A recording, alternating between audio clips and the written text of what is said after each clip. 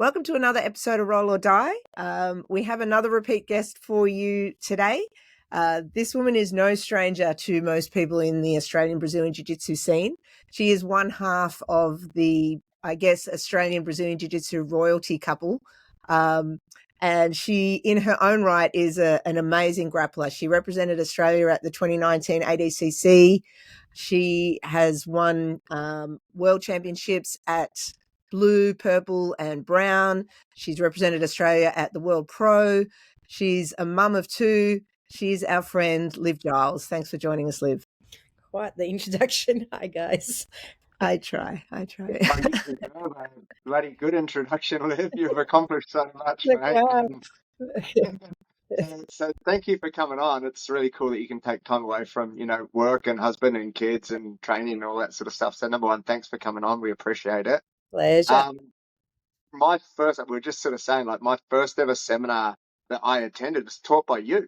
So, like, for me, that was really cool. It was like, I think it was a single leg X seminar.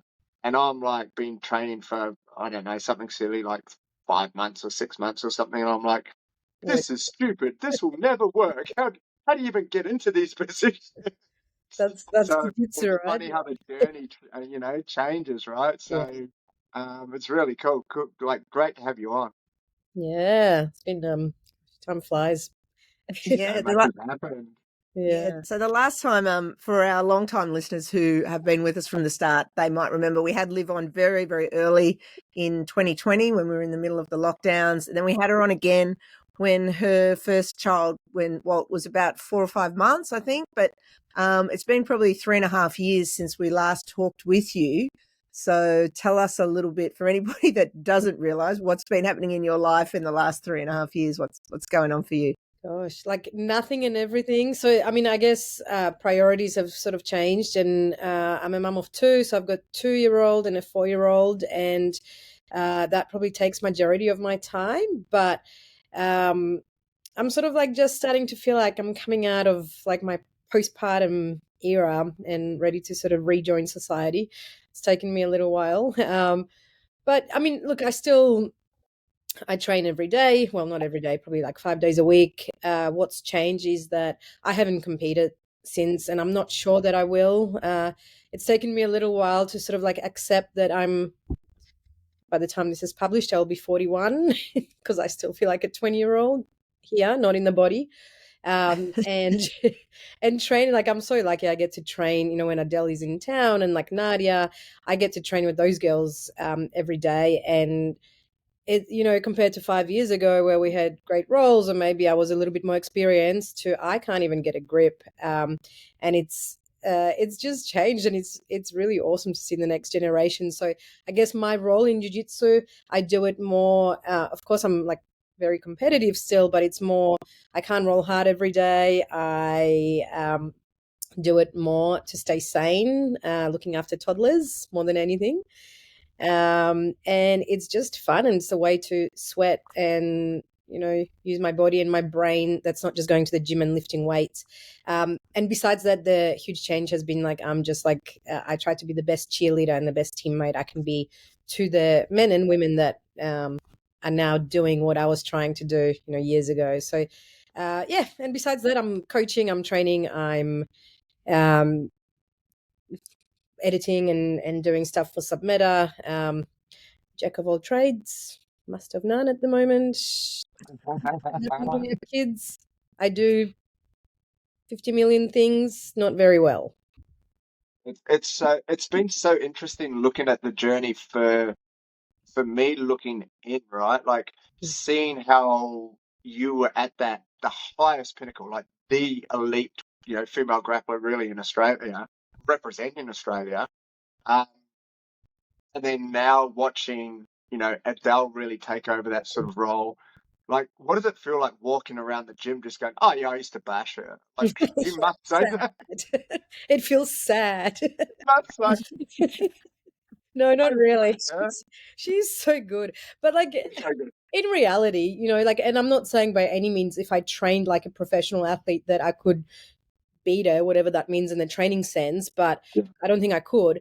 But the difference between me then and me now is that I don't train like an elite athlete, and you can't expect elite results. I still roll every day, and I keep up with most, black belt women my size in the world, but you cannot expect to win worlds or ADCC just training once or twice a day without focus, without drilling, without a plan, without studying your opponents, without studying the newer stuff. Of course, I try to watch and do jiu-jitsu, but I'm kind of like, okay, training's over. Now I got to do something else. And if I participate in, for example, Adele's camp, and I try to roll really hard for her for the week, I can't mum properly. I can't work properly. I can hardly sleep. My cortisol is up. So, like it, like I said, it took me a little while to accept that I am not the best, and that even if I tried, I don't think I can be the best anymore. And it's my age, it's different priority, different goals, but also I had knee reco. I can't really wrestle. I can't do a lot of things. My jiu-jitsu is quite limited. So now I'm at a stage where it feels really bloody good to just support someone else and just to see. I think every generation really should take over the last generation. And I did that to girls that were, like my seniors that I was looking up to. And I think, yeah, if that wasn't happening, we would probably be looking at like, oh, what's Australia not doing to produce someone that can't comfortably beat a 40-year-old, yeah. Yeah. So you mentioned your knee reco. So that's another thing that's happened since we last spoke. Yeah.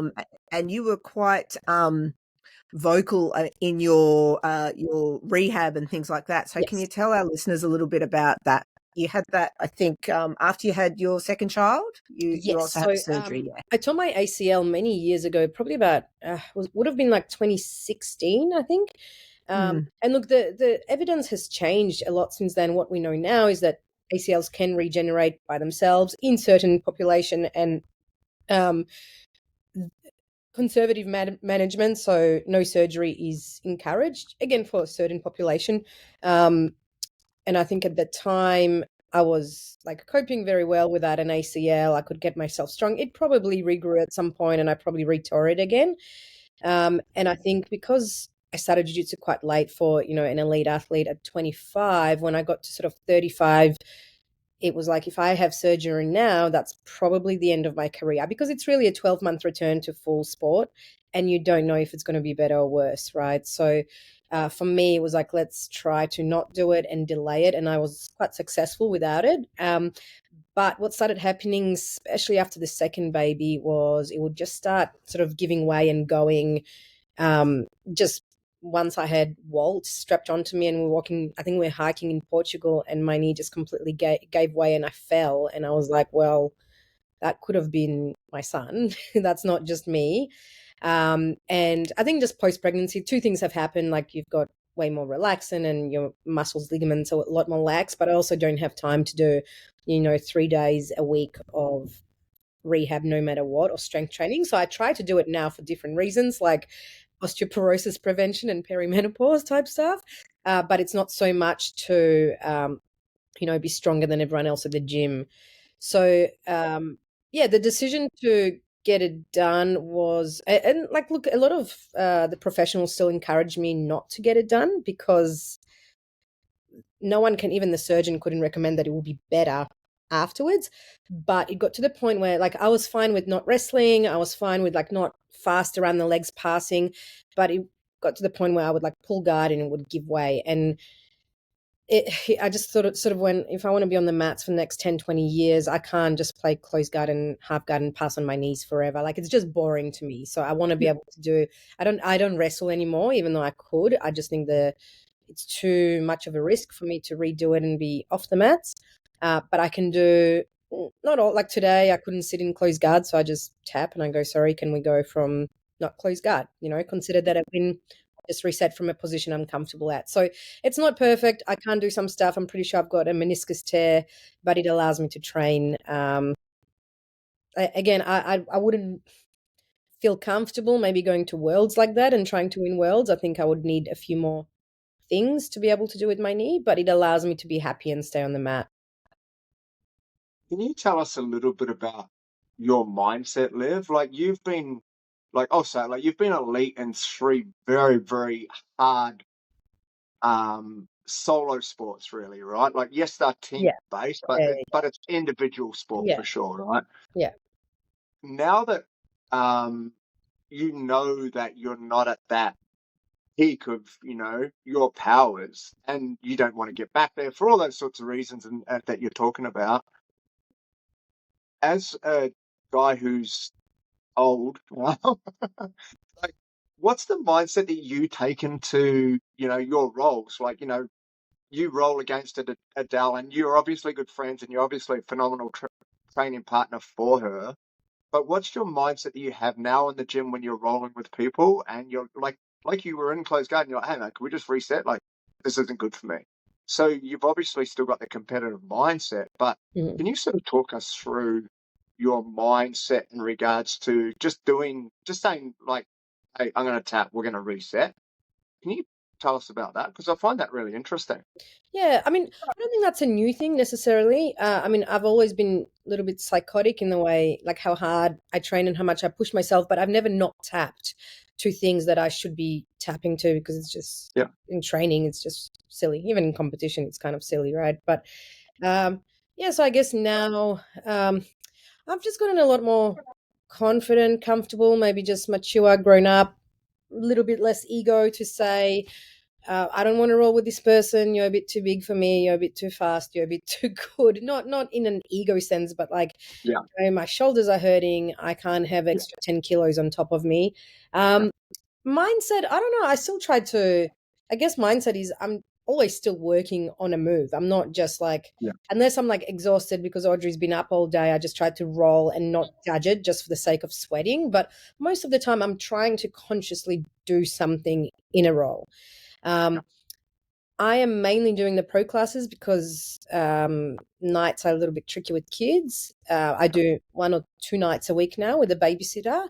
So I do roll a little bit differently at night, A, because I'm exhausted, and B, because people training at night are generally not the pros. So I'm not going to go in 100% on someone who might be a hobbyist and is trying to just like learn skill, and I play a lot more.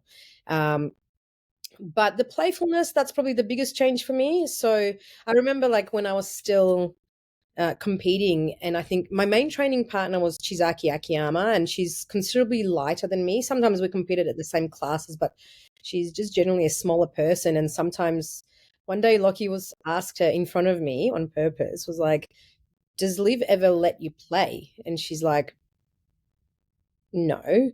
And I was like, yeah, I do. And she's like, no. And I was like, oh, I'm a shit training partner. I mean, like, I've always like, I'm getting ready for ADCC. I'm getting ready for Worlds, you know? And I honestly like never played. And what I've changed a lot is like, okay, I used to never get my guard passed. And so my escapes are really bad, or my end range retention is not very good. Once someone mounts me, I'm not great at escaping because I used to never sit there. I used to never put myself there because I was like, Yeah. I am not letting any woman my guard. That's my weight, you know? So I think what's changed is sometimes I'll actively try to like actually, if someone does the right thing, I'll let them pass so I can recover. And sometimes I'll go, all right, how far can I let someone go and still recover? And often is like, oh, that was way too far. There's no way back. So that's something I used to never do. And that's been quite eye-opening. And the other thing is like,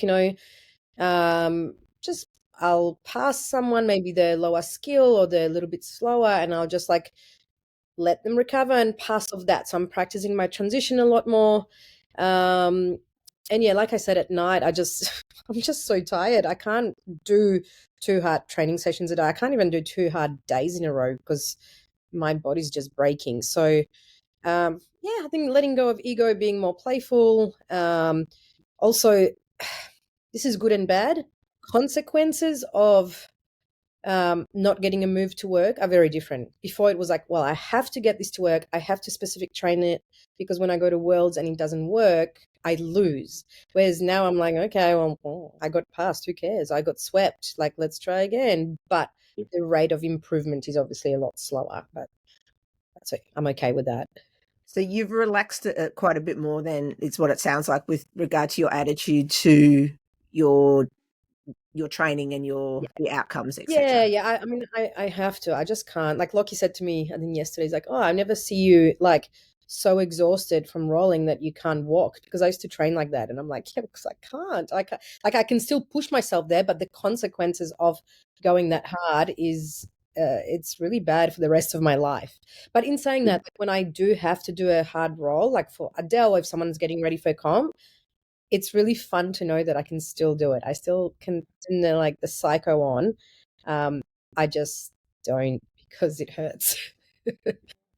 So also things that you are doing, like when you are training for yourself at the moment, like there's still obviously skill development that you're looking forward to, right? Or that you're trying to achieve. So you're not just falling back into the same thing. So Yeah. as a form of motivation and that continued learning, you're like, oh, I'll get better at this, move Oh, or yeah. whatever.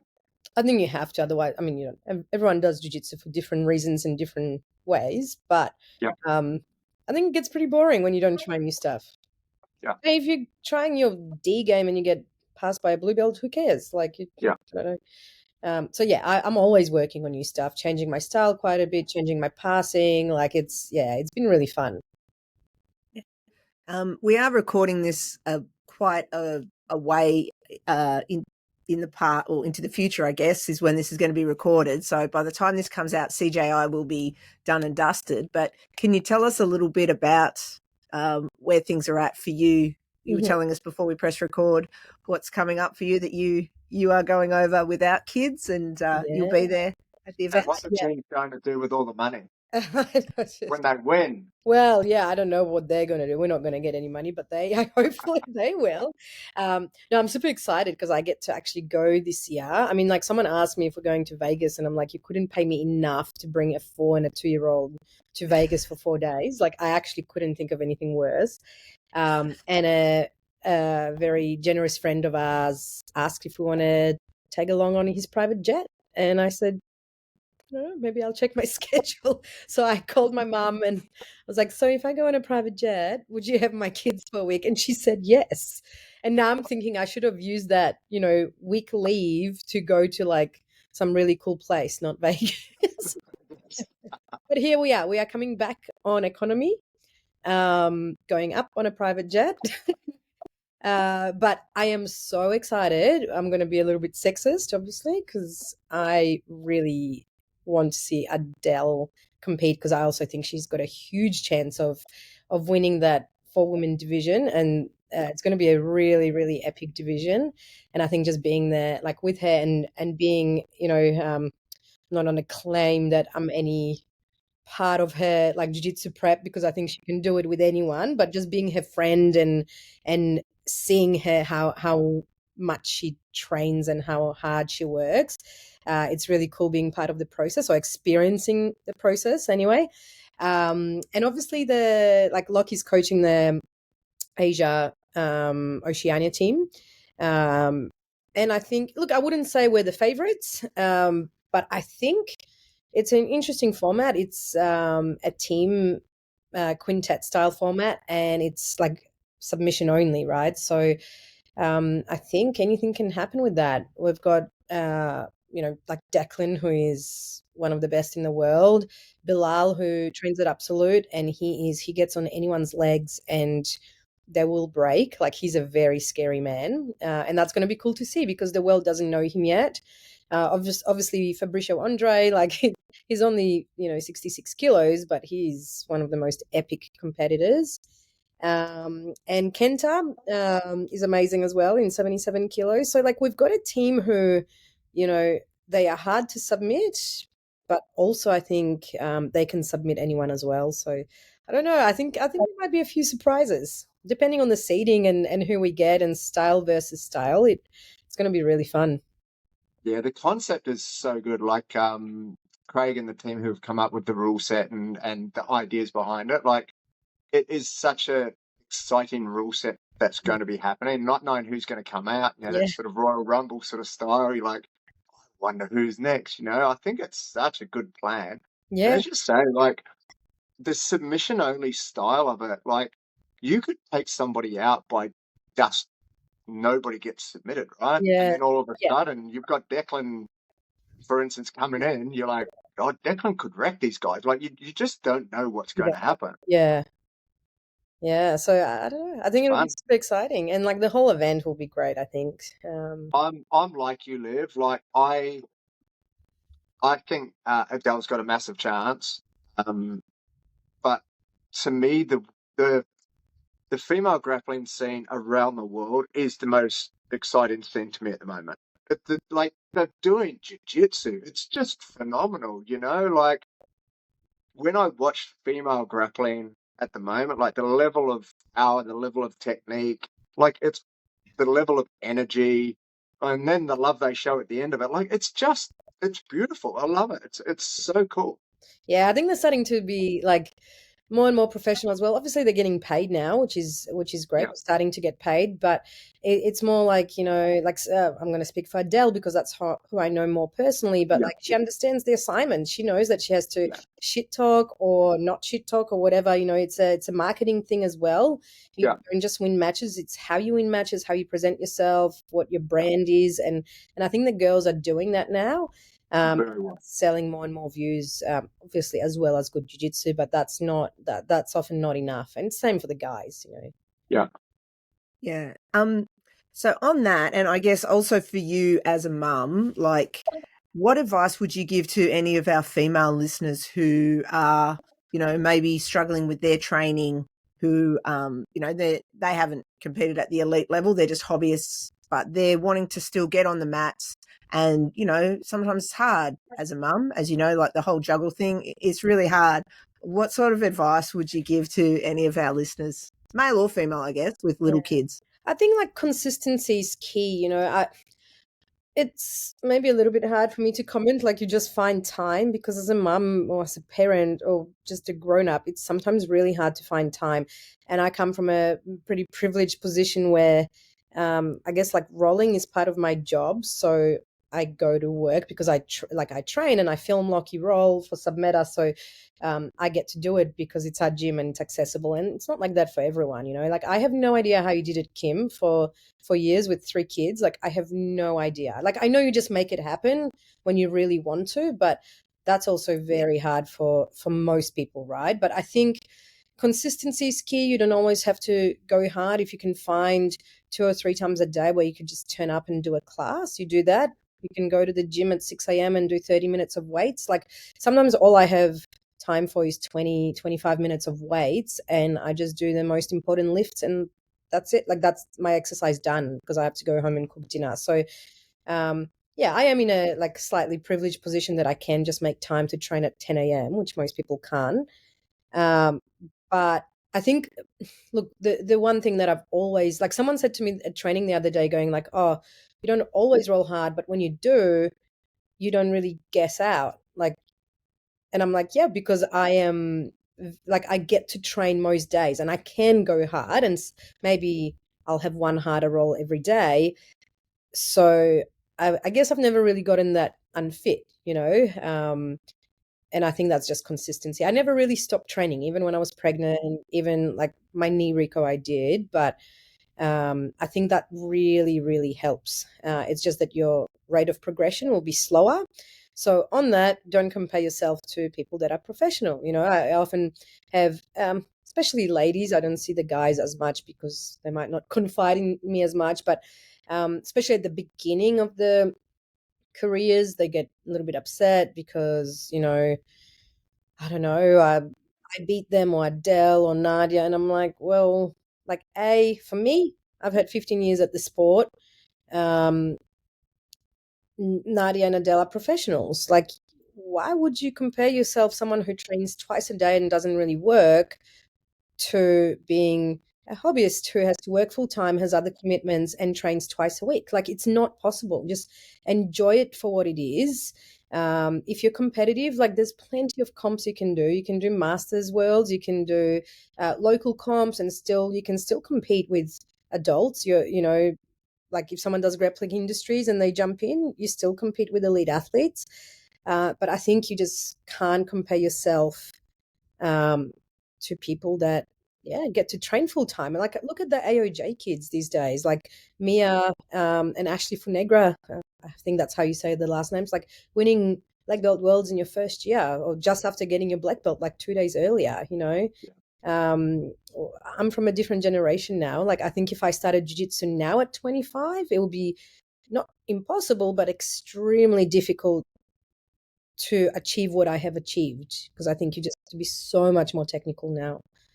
So I think just like it's a really long run. It gets easier the more you start winning, and for you to start winning the roles in training, you have to just train more and concentrate on technique, right? So eventually you probably don't get as sore and tired because you're on top and you're controlling the roles rather than being controlled. But it just takes time till new people come along and you can beat someone up. I think like that part of comparison, because like let's say Adela's in the gym or Nadia is in your gym, when they're out here quite a bit, so you see them and you can roll with them and that sort of thing. So you have like there's this close proximity to that person or those people, and you're like, wow, like they're really good, but you don't know how hard they're going, number one. So you're like, oh, maybe I'm not that far off. So you compare a wee bit, but you can't compare yourself as a hobbyist, as you say, like even someone who's training 5 or 6 times a week and once or twice a day, like if you're not training as a professional athlete, like a weekend golfer, there is no way in the world they should be comparing themselves to the best in the world. Like you're being delusional, But I think comparing yourself to where you were 3 months ago or 6 months ago, or even 3 weeks ago, if you're on Submeta and you're going through the single leg X program on Submeta, like where are you from 3 weeks ago when you started the course to where are you today? Or if your coach in your club is taking you through a theme, like where are you from where you started the theme to where you are today? If you're continually seeing like that growth, I think that's a comparison to make, not God, Adela's just so good or whatever. She's the best in the world. Like it's There's a reason, right? you're just gonna feel terrible about yourself. But it's just different. There's so many levels to it, and then it's also like, you might do well at the gym, and like you said, you don't know what anyone's doing at it. For like probably about a year, I never really rolled hard because postpartum, and then my knee, I had to be so careful, and some of my training partners never experienced me rolling hard where I'm not giving up positions. And one day I did, and they were like, oh, I still got it, like, so you just don't know what people are going through. You don't know how they're rolling. You don't know if they're injured. And conversely, some people might be excellent at the gym, but they can't compete well, it's so rare to meet someone who has it all, who has good attitude, who's likable, who can compete, the nerves don't get to them, who has good met IQ and do well at the gym. It's like, how many people get to do that in the world? 1 or 2, that's it, Yeah. We've mentioned Submeta a couple of times. I think last time you came on, it was just about to be launched. So, it's certainly like come gangbusters since our last episode. Yeah. So you were saying that your role, you do the filming for it. So where is it at now? Yeah. So look, we so Submeta is obviously like a really big online platform where we have courses, we have videos and exercises, and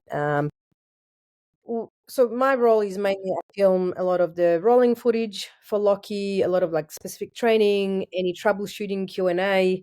I do social media, all the reels, things like that. I film the instructional. So we try to, ideally, if everything goes right, we film twice a week. We go and set up and we film instructionals. It depends on things like the rain. If it's raining, it's too loud, we can't film.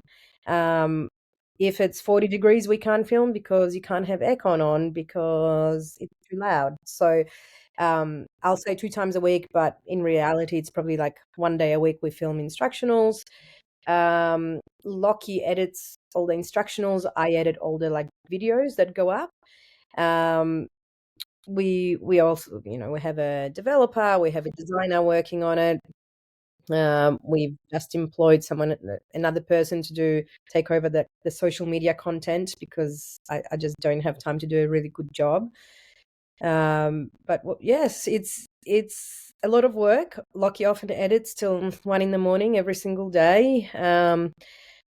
It's what it takes, I guess. That's probably one thing we're trying to have. Also, like Adele's just released her subscription model on it as well. So I think Levi's got a few things up. So we're trying to make other people do it as well. But yeah, it's a lot of work. But I think in the end, if you want to make money off jiu-jitsu, um, it's going to be hard work, and it's not winning. I mean, you can't win all the comps forever, for money. So we were lucky enough that things happen at the right time for us. But yeah, it's a lot of work. We have meetings at 10, 11 p.m. It's, it's like anyone else business. And it's very good. Like I am a subscriber to it. It's very, very good. Like the content is phenomenal. And you can see the work that you guys put into it, and the way that that you guys have laid the courses out. It's really good, Liv. So it's definitely a credit to you guys for sure. It's mainly Lockie, but I'll take Take the credit, his mate. side. Without you, he's Yeah. not doing it. Yeah. I cook him. Well, that's the saying, isn't it? Like behind every great man is a great woman. That's So, right. Thanks. you gotta, Yeah. yeah. I agree. Yeah. Hey, a question on self-talk. So, you've done 3 very, very hard things sport-wise in your life, and then all the other hard things life-wise that you've done. Can I ask you about self-talk? Like, what does that look like from your perspective? So, do you write things down in regards to, like you're heading in towards a competition or whatever it might be? Do you write self-talk down? Like, what sort of things do you do to make sure that you're staying sharp and focused for getting ready for a competition? Mhm. I don't anymore. My self-talk now is like talking myself like out of like life anxiety. That's Come on, you can get out of bed. don't lose my shit. I will not. Now, see, everything makes sense now, Kim. My children feed me wine. I do deep breaths. Actually, last time I was getting really annoyed at Walt when he was like 3.5 because he takes an hour to eat dinner, and he said, "What are you feeling?" And I said, "Really, really annoyed because you're taking an hour to eat your pasta." And he's like, and how can we help that? Do you think you should do some deep breaths through your nose to your tummy? And I was like, yeah, I think we should do that. But also, if you just ate your pasta, maybe, yeah. So that's my self-talk. Don't lose it. Yeah. But look, self-talk when I was competing, I did do a lot of work with a sports psychologist because I used to get extremely nervous. And I think a lot of it at the start, I had big like cues and mantra that I practiced a lot in training, driving to training. So it like triggered the right things. And it was different things for different times in my career. Like when I was a blue belt, it was like stealth. No one knows me, but I know I'm really good, just to take the pressure away. Or like everything was like, first grip, I'm first on the mat, I'm shaking the hand first, I'm getting the first grip, just so I was like ready in my head. I don't know, maybe when I was like cutting weight, it was all like waking up my central nervous system. So it was a lot of like swearing at myself and making sure I'm not like asleep when I weigh 46 kilos, that sort of stuff. What else? Like ADCC trials was important, a weird one, like the ones that I happened to win because I lost so many times and I was like, I just want to win it. And so I was getting really nervous when I thought it was getting closer towards the end of my career because we wanted to have kids. And I put so much pressure on myself to try to win the things because I'm like, it's the last time. And my sports psych suggested we do things like, yeah, it's a fucking party. Like, let's go. It might be the last one, but don't make it a pressure thing. Make it as a like, let's show you what you've got. And that's so like make it into a really fun, like a going away party. And that was my mindset for ADCC trials that I happened to win. So yeah, it was always like pretty calculated. What else? I think the thing I got really good at is just like observing my emotions and just kind of going like, today I feel like shit. I'm going to fight.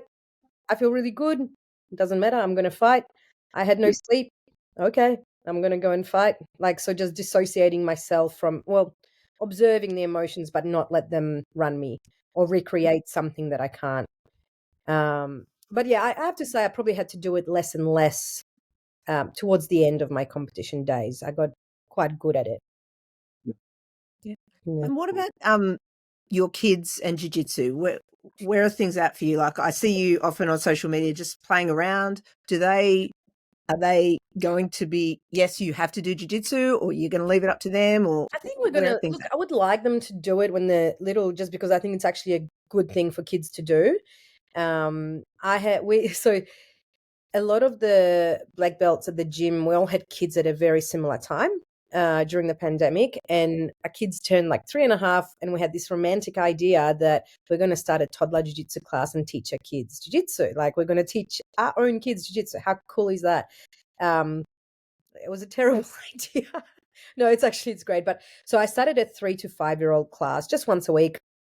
That was a disaster. So we split it into a disaster because so many people came and there was like suddenly 30 kids on the mat that I had no control of. Usually we start at 5 and I'm pretty good with the 5-year-olds. And I was like, the fuck is this? Like kids were crying, parents are on the mat trying to talk over me.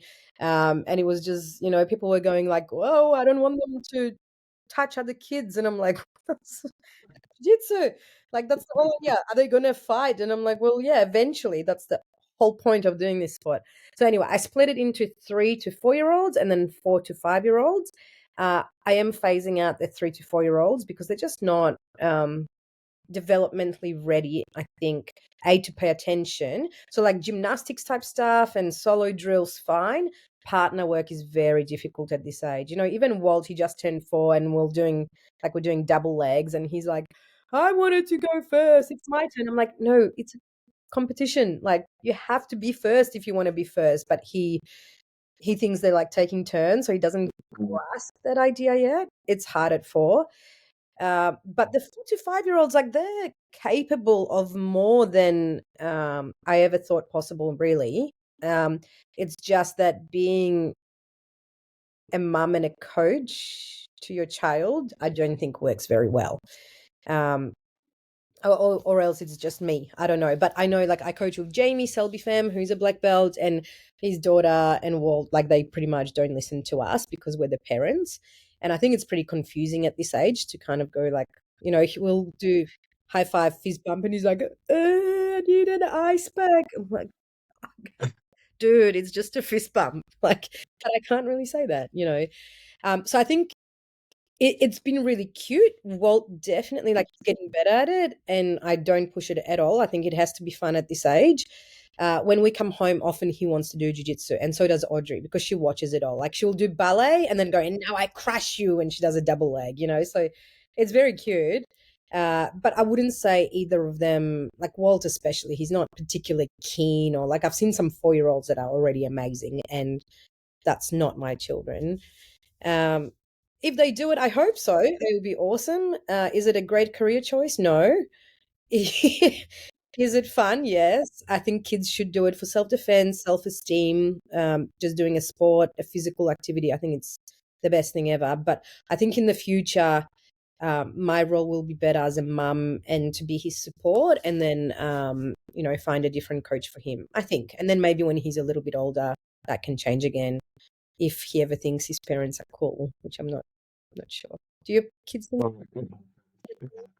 I love the part where he's like, where you're like, you have to be first. He's like, no, I'm trying to share. And then like you walk off the mats and you're like, hey, share. Yeah, you're kind of. Yeah, it's. Liv, I don't know if your kids ever think you're cool. Well, mine certainly don't think that I am. So I don't know. Maybe that's Yeah, just I don't me. know. I don't think so. I mean, Audrey's she's 2, and she's like, don't sing that. Don't say that, Mama. Ew. Don't kiss me, my body. Maybe later. I'm like, you're 2. So there we go. It's not going to stop. Yeah. Yeah, don't worry. Unfortunately, it gets worse before it gets better, but it does get better. Way, way, way, way down. Yeah, look, thank you so much, Liv, for giving up your time. It's been amazing to chat with you again. Like, we used to be teammates. We used to see each other all the time. I hardly see you anymore. We'll have to catch up for a wine. We're going to do some sort of spa night soon with the girls, so come. Yes, Spa definitely. and wine, No. yes. Yes, yes. See, now we catch up over wine, but once upon a time, it Also, I mean, was... we can still roll, but the wine is more exciting. That's right, for sure, for sure.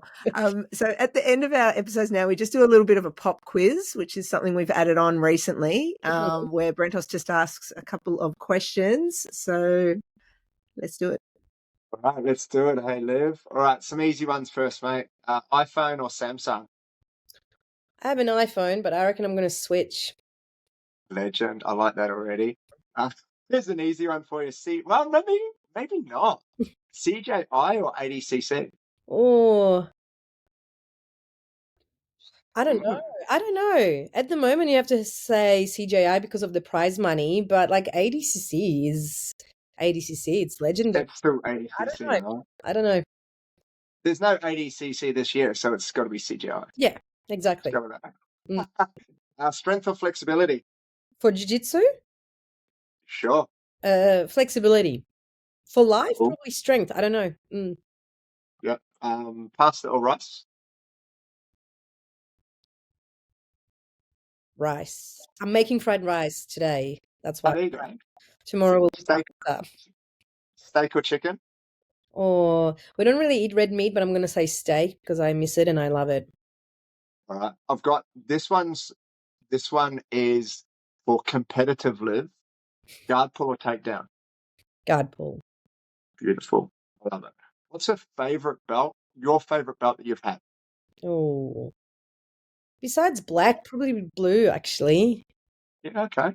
That's only because like I never thought I was good, and then I won worlds and was the best feeling in the world, and then I was like, oh, I can do this, Yeah. I like it. All right. Private instructionals or online instructionals? Oh, I mean, private would be better, but who has, like if you want to do a private with Mendes Brothers, like, do you have $1,500 an hour? Yeah. So yeah, it would be better if it was possible, but yeah. Preferred online instructional? Submeta. Perfect. Gi or no gi? No gi at the moment because that's what I do. That's all I have time. Nice. We'll go no gi. No way. Your greatest of all time. Who are you choosing? In no gi? In either. Oh gosh. Greatest of all time in maybe still Hodja. Yeah. Hodja or Marcelo. I don't know. To me, they're like, yeah. Greatest upset of all time? Liv Giles, 86 2019. You like that one, Kim? That was good, wasn't it? Yeah, no, I like that you added that one in. Did you? Yeah. Is there a move or a position that you don't like? Yeah, there's lots. I mean, I can't get waiter guard to work. I don't like deep half. No, don't like it. Kim's like, hell I'm yeah. not offended. I'm not offended. Don't worry. I mean, like My if it whole works, game right, is based around I get that. claustrophobic people sitting on me and stuff. So yeah. I've lived there for 15 years. So. Yeah. I don't get triggered. You have 3 kids. You're like. Yep. We've got 2 more, mate. Can you drive a manual car? Yes. Beautiful. Locky car. I can. Oh, you heard it here first. Good info. And then the lucky last. Do you wear Crocs? No, I wear Birks, but I've refused for 20 years, and I'm tempted to get them because No. Stay with Berkey. Stay with Berkey. Don't go to the dark side. I know. Close. We need you on our team, Liv. You're a legend, mate. Birks for the You win. are a legend. Thank you so much for coming on. Anything you'd like to say before we wrap up, Kim? No, look, this has been fantastic. As I said, it's been too long since I've caught up with you, so I definitely have to catch up with you in person. Yes, please. Brentos and I will be in Vegas as well at the time you are, but I don't think we're going to. Yeah, because that's where World Masters is. So shit. yeah, but I don't know that I'm not there to compete. Oh, but you are. Yeah. No, but I'll be finished. It's Yeah, we'll be after done. our comp. So Oh, yeah, right. maybe we can have that drink in Let's person start. sooner than Yeah. the spa night. So yeah, that'd be awesome. And yeah, thank you so much for not just coming on this episode, but for everything that you've done for Jiu-Jitsu in Australia. You know, you were definitely one of the pioneers who's put Australian women's Jiu-Jitsu on the map. And you're right. You know, I guess now you are handing the baton to the next generation, and it's amazing. You know that we were on the mats together at all. I can't believe, like, I know. it's crazy.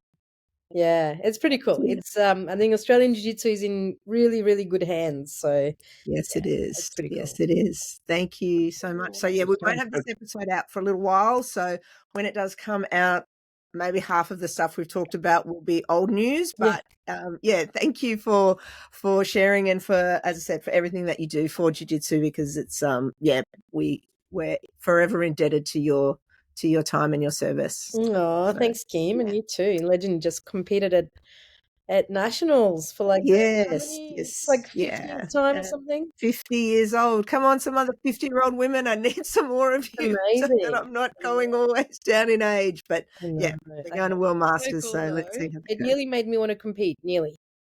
Ah, yeah, very good. You heard it here first, guys. So maybe she will make a comeback one day. Masters. I'd like. Masters. Yeah. Yeah, awesome. Do you want to do the wrap up, Brentos? I reckon I'm going to leave it there because that was awesome. Thank you so much. Remember, guys, like, rate, share the episode around. Kim nailed it.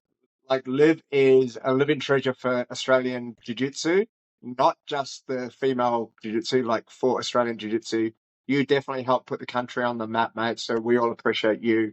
And also appreciate the ongoing work that you put in as well, mate. So on behalf of the RoD team, thank you on behalf of Australian Jiu-Jitsu, which I can speak for. Who cares, right? I don't care. Thank you. So we appreciate it. We will see everybody next week on another episode of Roll or Die. But Liv, thank you very much for coming out, and we're looking forward to seeing your two kids one day out there on the mats dominating the world scene. And who knows, it could happen for sure because the genetics are strong. Yeah. Peace out. We love you guys, and we will see you soon, and we'll catch you on the next episode. See ya. See ya.